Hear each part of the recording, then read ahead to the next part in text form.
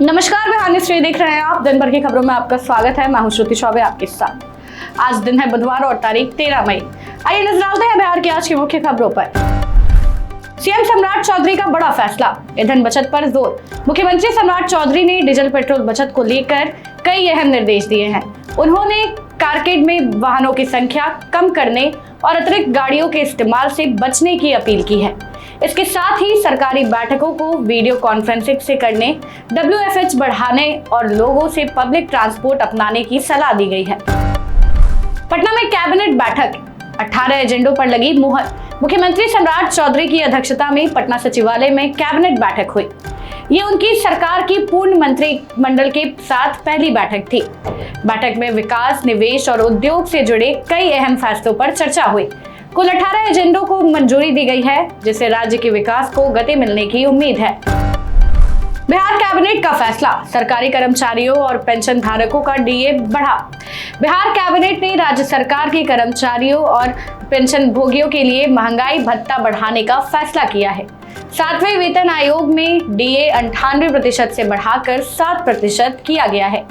6ठे और 5वें वेतनमान में भी महंगाई भत्ते में बढ़ोतरी की गई है। ये फैसला इसी वित्तीय वर्ष से लागू हो जाएगा।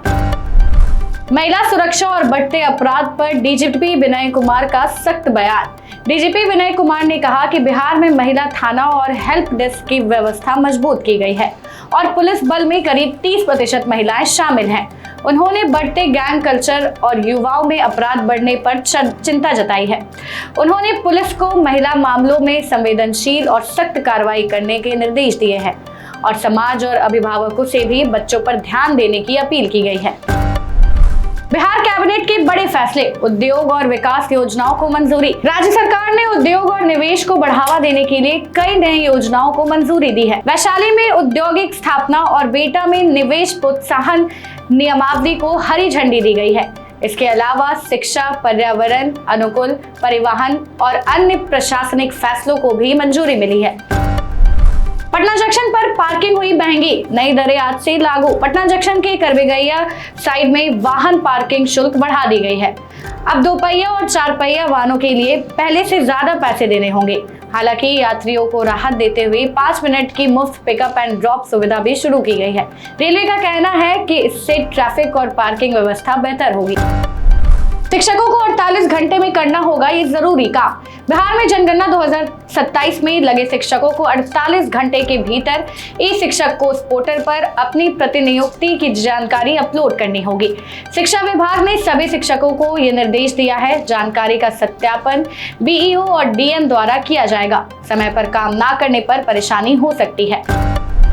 नीट विवाद पर खान सर का बयान, NTA और जांच पर उठाए सवाल। नीट UG 2026 विवाद में खान सर ने NTA और CBI की जांच प्रक्रिया पर गंभीर सवाल उठाए हैं।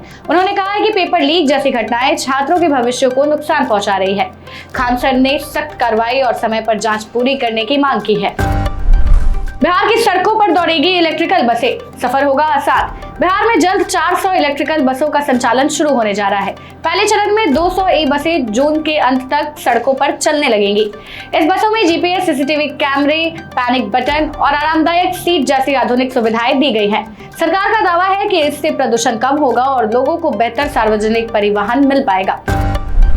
दरभंगा में बनेगा नया बाईपास, सैकड़ों परिवारों को राहत। दरभंगा के कुशेश्वर स्थान में नए बाईपास निर्माण को मंजूरी मिल गई है। नया मार्ग अब बसावट से दूर बनाया जाएगा, जिससे सैकड़ों परिवारों का विस्थापन नहीं होगा। सरकार का कहना है कि इससे जमीन अधिग्रहण की लागत भी कम आएगी और लोगों को बेहतर सड़क सुविधा मिलेगी।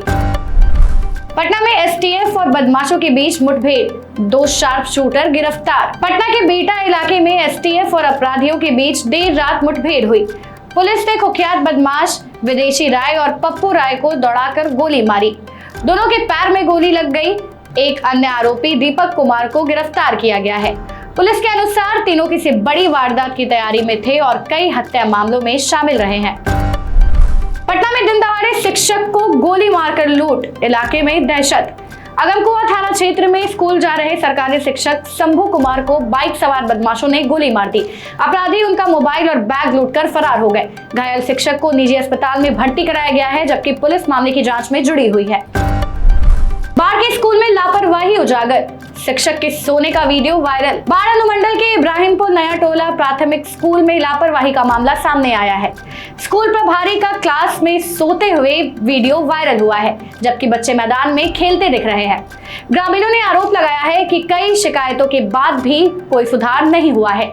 बीईओ अमित कुमार ने मामले में सख्त कार्रवाई की बात कही है। पटना में ब्लैकआउट मॉक ड्रिल, 15 मिनट तक बंद रहेंगी लाइट। पटना में कल शाम सिविल डिफेंस मॉक ड्रिल के तहत सायरन बजाया जाएगा और 15 मिनट तक ब्लैकआउट रहेगा। जिला प्रशासन ने बताया है कि यह हवाई हमले जैसी स्थिति से निपटने की तैयारी का अभ्यास है। शाम 7 बजे से लेकर 7:15 तक शहर के कई इलाकों में लाइटें बंद रहेंगी। बिहार में 16 मई तक आंधी, बारिश और वज्रपात का अलर्ट। बिहार में मौसम फिर बदलने वाला है। 16 मई तक राज्य में आंधी, बारिश और वज्रपात की संभावना जताई गई है। कई जिलों में तेज हवाएं 40 से 60 किलोमीटर प्रति घंटे की रफ्तार से चल सकती है। मौसम विभाग ने लोगों को सतर्क रहने की सलाह दी है, जबकि उमस भरी गर्मी भी परेशान कर सकती है। फिलहाल के लिए बस इतना ही। आगे की अपडेट्स के लिए बने रहे बिहार न्यूज टुडे के साथ। तब तक के लिए धन्यवाद।